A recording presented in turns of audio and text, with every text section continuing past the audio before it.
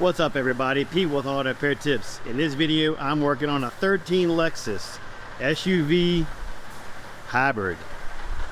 And the customer's complaint is they were driving along and the check engine light came on, they started misfiring and hear a noise. Matter of fact, you can hear the noise now. So I went in and pulled the code. It was random misfire P300, 302, and 304. For those of you who don't know, the 300 is a random misfire. That's for like every cylinder.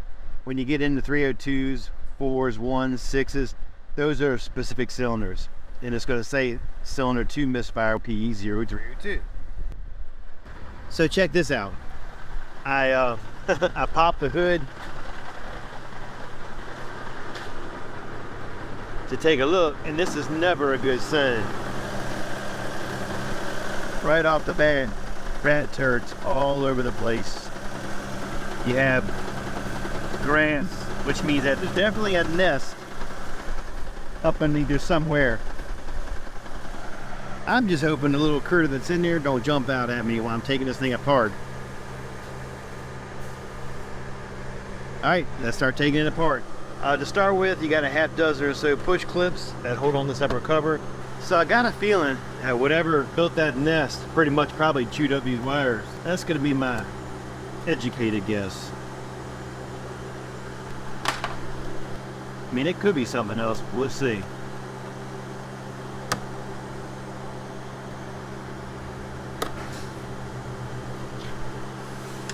These daggone cars with all these push clips, especially when they get old, they're a pain in the butt.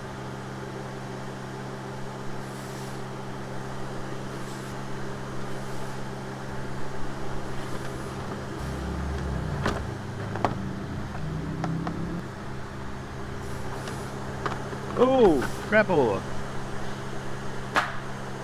That's a fresh nest too. This car must have been sitting for a little bit.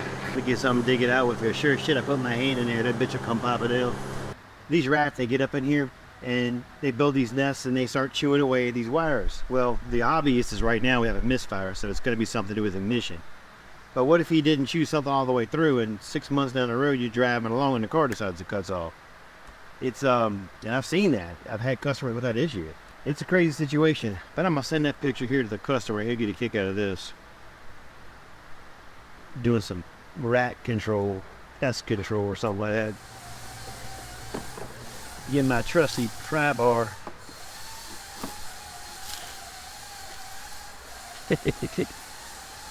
Nasty.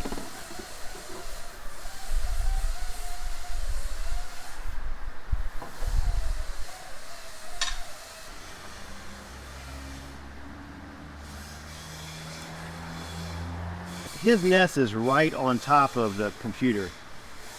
There are the 3 connectors going right into the ECU. So God only knows where this rat has chewed apart.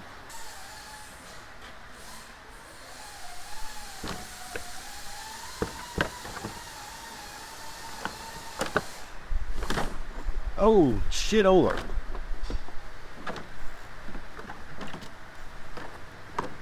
He even started chewing part of the inside of the phone here. You can see his teeth marks.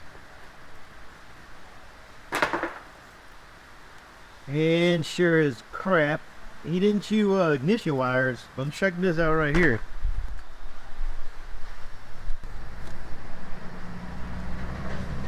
If you look right here, you can see. Hello. Look, he started chewing apart. These are the injector wires, is what he started chewing on. I'm hoping that he just started nibbling away at these wires here and didn't get all up in everything else. This is the foam droppings from the bottom of the cover here. So the first thing I need to do is get under this cover, because looking at where the wires are chewed up at, I need to get back as far as I can when I go to splice them together.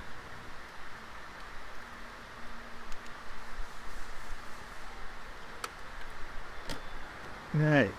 Right here is where I want to get. You can see there's one chewed up just right at that wire tab.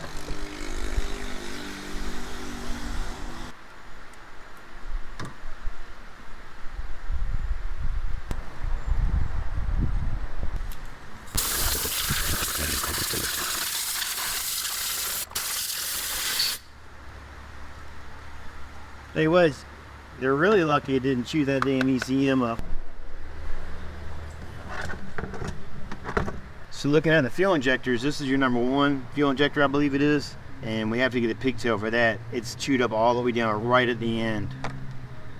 But looking at it, if you look right here, it just started to chew here and just started to chew here.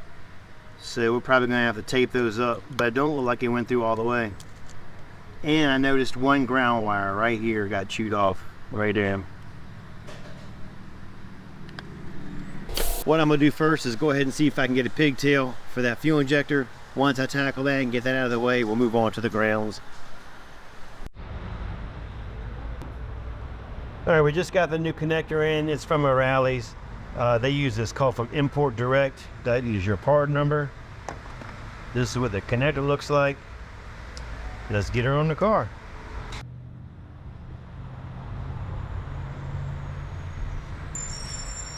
You know, it's funny, you see rats get a hold of a car like this. We see that a lot around here. It's kind of crazy.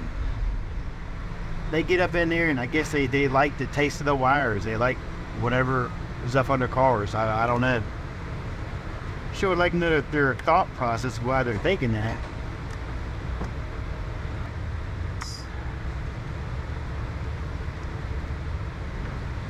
Cut this right here.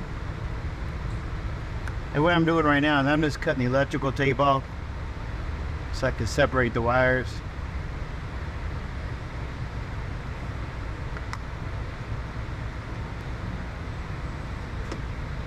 Yes, this will not charge. This looks like the ward for the ejector. And I hit you with that ground wire in hand, that knocked out a few of the ejectors. That's why you have so many misfires on it. When you're putting the connectors on there, you want to make sure you get the wires correctly. So match the colors up. The new one's gonna sit here like this, so we know that this is the yellow wire and this is the one with the tracer on it. I'm probably gonna leave a little extra wire on it, so that way if the rat comes back, it has something to chew. All right, I went ahead and swapped them up now. I put the new connector, I just went ahead and put it on. Whenever you cut wires, equal them out. Try to make them equal with this. That way when you're cutting this and you're splicing, you're not working with uneven wires. Really, the only time you cut uneven wires is if they're the same color and you don't want to mess them up, you cut them uneven, you can stagger them that way. That way you go back to match them up, it's a little bit easier. So last night, my daughter, she's 14 years old. She was up in her bedroom. It was about 9:30, 10 o'clock, and she let out a scream that ear piercing. We didn't know what the heck was going on. And we couldn't find our dog. She was in the house somewhere. So my daughter came running down the stairs, and when she got to the bottom of the stairs, my son came down holding the dog. She said that the dog was in her bedroom, just staring at it, like pitch dark, sitting straight up, just looking at a wall, just staring at a wall. It was almost like it had a stroke. So we took it to the vet today, and she's still weird active. Like he said, he don't know what's going on with it. I was curious if anybody's ever had a dog do that. Let me know in the description. Let me know what they found out. It was pretty scary. And bad thing about it is, we got that dog back when my niece got cancer. My youngest one was 14, and she was, I think, 8 or 9 at the time. Man, it really messed her up. So that was like her support animal. You know, she got that dog and kind of helped her get through that situation. So I just can't imagine something happening. If something was to happen, man, it would be a breeze. But anyway, back to my story. The vet didn't know what was wrong with the dog, which is kind of weird. It proceeds to tell me it was like $557. But then, of course, I paid the bill. This dog was like a family member, right? That's not a big deal. But my thing is, we paid all that money, they couldn't give me any answer. So you imagine if you went to your mechanic and you said, hey, fix my car, it's got a misfire. I go through it and do my deal and say, okay, it's going to cost you $4 or $500, but I don't know what's wrong with it. You just got to wait and see what happens. That's it's a little crazy, huh? But anyway, We all gotta make our money, right? So last night I got a thing and I got home. I wasn't real happy the way the heat shrink turned out. So I came in this morning and swapped these out with heat shrink butt connectors. I went ahead and took off the ground and put it together here. When you crimp it, the middle part, if you use a heat shrink butt connector, you're not supposed to pierce it with this part right here. You're supposed to use the part right here. It keeps it from piercing all the way through. It's funny, sometimes I have purchased butt connectors in the past, and depending on where you get them at, the inside diameter sometimes are bigger than they should be, and actually doesn't seat correctly.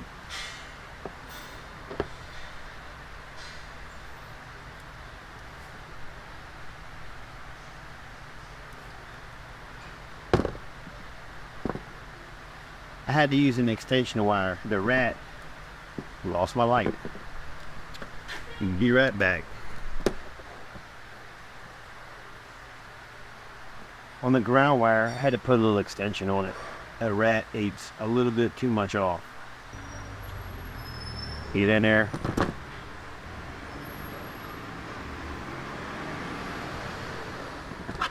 I tell you, I got not long ago I just got some contacts, and my left eye is the reader and my right eye is for distance. And if it still kind of throws me off a little bit, really. Still learning how to adjust like that.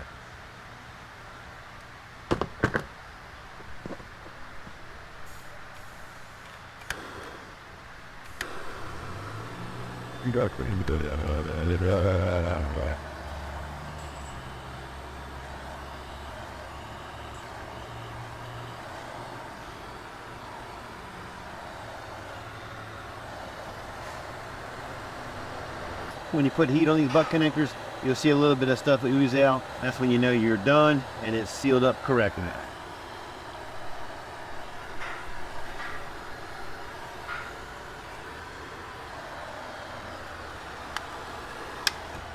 Before I put this cover on, I'm gonna throw the scanner on and clear the codes, start it, and let's see if that rat got a hold of anything else before I butt it up. Hopefully we're lucky, that's all it was.